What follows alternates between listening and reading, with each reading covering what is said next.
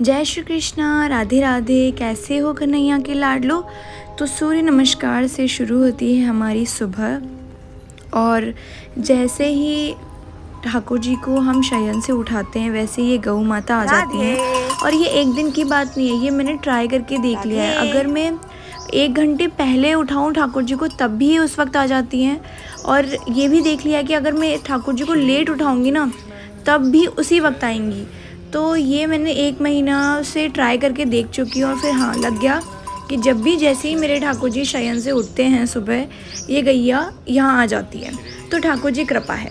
तो मेरा काम है ठाकुर जी का श्रृंगार सेवा करना, मेरे पापा का काम है किशोरी जी और गोपाल जी को दातुन करवाना, और मेरी मैया का काम है भोग प्रसादी तैयार करना। राधे राधे।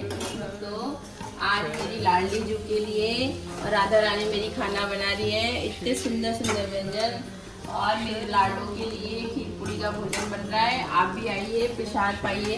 राधे राधे।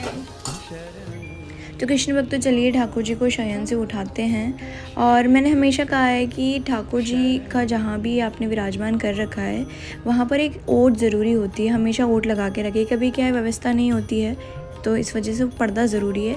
मैंने ये बांदरवा लगा रखी है श्रीनाथ जी की। श्रीनाथ जी मेरे दिल के बहुत करीब है, और कह सकते हैं कि मैं उनके बिना कुछ भी नहीं हूँ, मेरा कोई वजूद नहीं है। तो उनको नमस्कार करके फिर मैं एंटर करती हूँ हमेशा मंदिर में। मंदिर है यहाँ पे, हमारे सारी देवी देवताओं की भी पूजा होती है।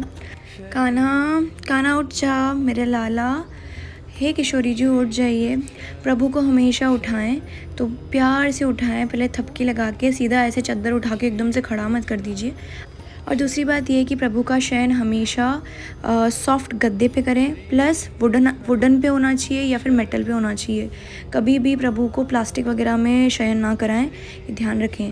और सबके दिमाग में ये भी आ रहा होगा कि ठाकुर जी के ये इतनी ज्वेलरी कैसे भाई, तो मैं बता देती हूँ, कभी भी प्रभु का कंठ, प्रभु का श्रीमस्तक कभी भी खाली नहीं होना चाहिए। कभी भी उनको शयन करवाएं, कभी भी तो उनके गले में एक कंठ माला होनी चाहिए, श्रीमस्तक पे तिलक होना चाहिए, फिर श्रीमस्तक पे अलकावली और पायल हमेशा रहती है, ताकि मुझे ध्यान रहे कि रात्रि में कहाँ जा रहा है छोरा। तो थोड़ी नज़र रखती हूँ मैं इस पर। हालांकि इसकी भी एक कथा है, कभी बताऊँगी आपको, हमारी फैमिली के साथ भी हुई थी। लेकिन ध्यान रखिए। और मैंने ठाकुर जी को उठाया कैसे वो एक बार अपन वापस देखेंगे। कभी भी ठाकुर जी को उठाते वक्त उनके सिर से नहीं पकड़ना है, कभी भी नहीं। बहुत ज़्यादा श्रम पड़ता है, बहुत कष्ट होता है। हमेशा उनको प्यार से कमर से उठा के जिस डायरेक्शन में सो रहे हैं उस डायरेक्शन से उठाना है, और फिर उनको सीधा करना है, सीधा उठा के सामने नहीं कर देना है। ये भाव है और ये सेवा का क्रम है। आप जैसा सेवा करते हैं बहुत अच्छी बात है, ये मेरा बता रही हूँ मेरी दिनचर्या कैसे रहती है। तो ठाकुर जी को ऐसे शयन करा के उनके आसपास तकिया रखेंगे, उनके हाथ पे तकिया रखेंगे, और बंसी मैं नॉर्मली प्रभु के पास में रखती हूँ, हाथ पे कम धराती हूँ, क्योंकि ताकि उसके हाथ में दर्द ना हो, उसको कष्ट ना हो, ये मेरे भाव रहते हैं। तो अब उसके बाद में ठाकुर जी और ठाकुरानी को उठाने के बाद में शयन से जल पिलाते हैं। जल ठंडा ठंडा जो मैं हमेशा खसकी झाड़ी में रखती हूँ गर्मी में, और फिर ये जो झारी जी का जल होता है वो उसके बाद में चेंज होगा, और मैं ये जो हम पानी पीते हैं मटकी में वहाँ डाल देती हूँ, तो वो पूरा प्रसाद बन जाता है और झारी जी का पानी चेंज होता है। इसके बाद ठाकुर जी का दातून और कुल्ला होता है। दातून या तो तुलसी की या फिर नीम की या फिर अमरूद की होती है। दातून और कुल्ला की सेवा मेरे पापा करवाते हैं, तो वो वीडियो मैं प्रॉपर डाल नहीं पाई हूँ, तो जो मेरे भाव थे वो उसके हिसाब से मैंने दातून करवाई है। दातुन के बाद ठाकुर जी को भोग लगता है मक्खन का, और ड्राई फ्रूट्स, दूध, जो भी शुरुआत सुबह होता है वो। खासकर मक्खन तो रहता ही है, क्योंकि प्रभु जैसे उठते हैं, जैसे हमारा ग्वाल भोग होता है ठाकुर जी के मंगला दर्शन के बाद, प्रभु को बहुत भूख लगती है। छोटा सा ही तो है कान्हा और हमारी किशोरी जी प्यारी सी, तो उनको ठाकुर जी को भोग लगता है। उसके बाद में पिछवाई जी चेंज होती है। पिछवाई जी हर डेली चेंज होती है, श्रृंगार के हिसाब से होती है।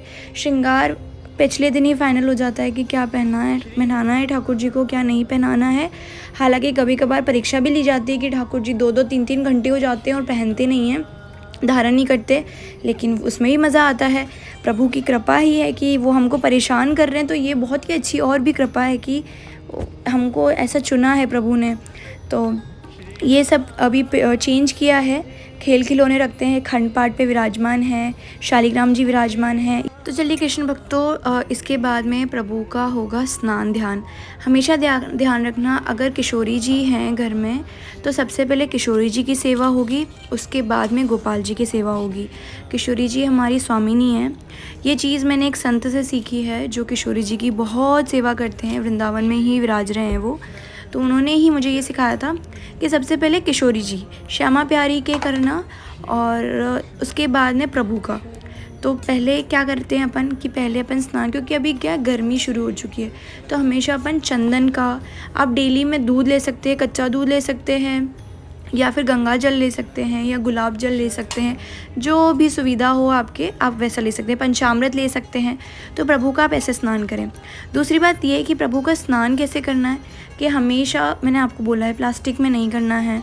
तो चौकी जी ले लीजिए, कोई भी अगर वो नहीं हो तो कोई बर्तन ले लीजिए। ऐसा ज़रूरी नहीं है कि चौकी ही लेनी ज़रूरी है, पर हाँ चौकी जी में कुछ बिछा के, और कभी भी प्रभु को किसी भी आसन पे विराजमान करें, हमेशा नीचे बिछाएं, कोई भी बिछौना बिछाएं, कपड़ा बिछाएं, उसके बाद में प्रभु को उस पे विराजमान करें। उसके बाद उनकी ज्वेलरी निकालें। मैंने परमानेंट कर रखा है वागनक, प्रभु को वागनक ऐसा बोलते हैं कि नज़र नहीं लगती है, तो वागनक मैंने परमानेंट कर रखा है और एक चेन है। उसके बाद में स्नान करवाना है सबसे पहले चरणों में, उसके बाद में हाथ, दोनों हाथ, उसके बाद कंधे और उसके बाद पूरा सिर। हमेशा स्नान करवाएं तो ये तरीका होता है। कभी भी अपन ब्राह्मण देवता से भी पूछेंगे तो वो भी यही बताएंगे। पंचामृत वगैरह सब स्नान करने के बाद जल का स्नान होगा। इत्र भी मैंने इसी में मिक्स किया था। इत्र ऐसी यूज़ करें जो जले ना, क्योंकि अपन कभी कभार खुद भी लगाते हैं तो जलने लग जाती है, तो इत्र अच्छी यूज़ करें। और दूसरी बात ये कि प्रभु को फिर जब ठाकुर जी का श्री अंग जब उनको पोंछना हो, उनको साफ़ करना हो, तो मखमल का कपड़ा यूज़ करें, मलमल का यूज़ करें, जो बहुत सॉफ्ट होता है। और सही में आप अच्छे से सेवा करेंगे ना, तो एक टाइम ऐसा आएगा कि आपको सही में फ़ील होने लग जाएगा कि प्रभु के जो हाथ हैं, जो पैर हैं, सही में आप कोई छोटे से प्यारा सा जो साल भर का या 6 महीने का जो बच्चा होता है उसके अपन टच कर रहे हो।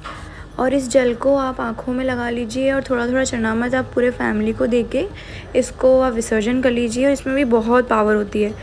ठाकुर जी के स्नान ध्यान के बाद में प्रभु की मालिश होती है। प्रभु को धीरे से हाथ पे लाके और अपने गोद में लेके आना है। जब भी श्रृंगार सेवा करें तो दूर रख के ठाकुर जी को नहीं करना है, ताकि उनको भी श्रम पड़े। प्रभु को तकिया लगा के उनको प्रॉपर उनको विराजमान करके उसके बाद में उनके चरण और हाथ की सेवा करें। और हमेशा श्रृंगार गोद में लेके करें।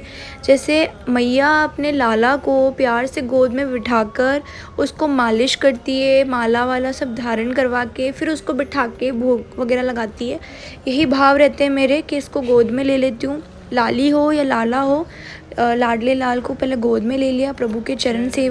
इसके बाद प्रभु का श्रृंगार होगा। तो आज ये पोशाक मैंने धारण करवाई है और पोशाक बहुत सुंदर लग रही है हमारे प्रभु को और किशोरी जी को। चलिए श्रृंगार कर देते हैं, आइए।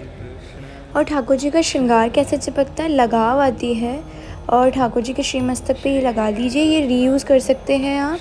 तो देखिए कृष्ण भक्तों, प्रभु इतने प्यारे लग रहे हैं, हमारा कान्हा और हमारी प्यारी जो किशोरी जी बहुत ज़्यादा प्यारी लग रही हैं। कभी कभी किसी को लगता है कि यार हमसे क्यों नहीं होता ऐसा श्रृंगार, तो मैं सबसे अच्छा तरीका बताती हूँ। जब भी श्रृंगार करिए आप हाथ जोड़ के प्रभु को सबसे पहले समर्पण भाव रखिए कि प्रभु श्रृंगार तेरा और श्रृंगार करने वाले भी तेरे, अब श्रृंगार कराने वाला भी तू, तो अब तुझे ही करवाना है। और ठाकुर जी के सामने हाथ जोड़ के बोल दीजिए कि बस अब जो भी करवाना है तुझे करवाना है। आप देखिए श्रृंगार में जो 4 चांद लगेंगे ना, आप खुद सोच में हो जाएंगे कि यार ये श्रृंगार मैंने किया है, ये चीज़ मेरे साथ रोज़ होती है। रोज़ ठाकुर जी से कहती हूँ कि ठाकुर जी श्रृंगार अपने हिसाब से बढ़िया सा करवा देना। और जब श्रृंगार हो जाता है फिर देखती हूँ कि उनकी माला कैसी लग रही है, उनके कान का कैसा लग रहा है, उनके पायल कैसी लग रही है, उनका पाग कैसा लग रहा है, और ये श्रृंगार मैंने करवाया, तूने मुझसे करवाया है, इतने सुंदर लगते हैं। आप भी ट्राई करना, बहुत अच्छा लगेगा। इसके बाद में ठाकुर जी के इत्र लगाएंगे अपन, वैसे इत्रदानी भी रख रखी है मैंने। उसके बाद में ठाकुर जी का भोग होगा। सब सेवा में से एक सेवा और इम्पॉर्टेंट है, वो है दर्पण सेवा। हमको जैसे दर्पण देखना, शीशा देखना कितना पसंद है, बच्चा हो बूढ़ा हो सबको होता है कि हाँ हाँ हम भी शीशा देखें। तो वैसे ही ठाकुर जी ठाकुरानी का आपने जब श्रृंगार कर दिया तो उनको भी दिखाएं कि प्रभु आज आप ऐसे लग रहे हैं, किशोरी जो आप आज ऐसे लग रहे हैं। और देखना जब भी आप शीशा दिखाएंगे ना तो प्रभु के चेहरे पे अलग ही झलक होगी।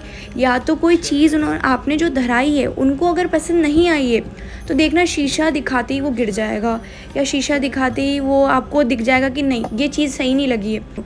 तो दर्पण सेवा की भी खास बात है। सेवा आप कोई भी हो, एक सेवा पकड़ लीजिए और उसको इतने बढ़िया से करें ना कि ठाकुर जी आके यही बोल दे कि यार ये सेवा तो इसी से करवाऊँगा, ये सेवा तो सारे कृष्ण भक्तों में से ये भक्त मेरा बेस्ट करता है। वो दर्पण सेवा हो, दातुन सेवा हो, भोग सेवा हो, श्रृंगार सेवा हो, आप माला ही बना के उनको धराएं, ये भी बहुत बड़ी सेवा है।